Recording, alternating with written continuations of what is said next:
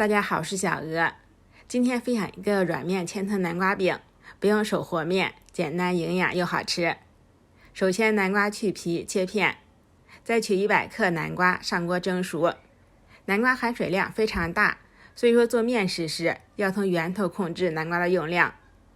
蒸熟后稍微冷却一下再压碎，加2颗鸡蛋，净重约90克，再加3克酵母搅拌溶解。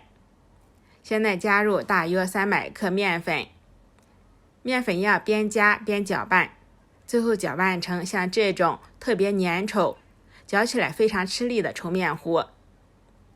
不用揉面，手上抹一层清水防粘，把表面压平整，再盖上盖进行发酵。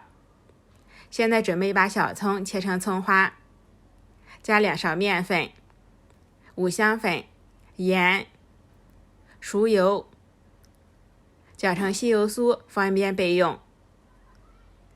现在的天气温度非常高，大约1个小时面团就发酵好了。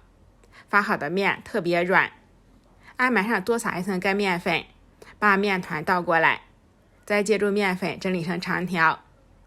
现在切成8个大小均的面剂子，小剂子非常软，我们揉一些干面粉揉进去，揉到软硬适中不粘手就可以了。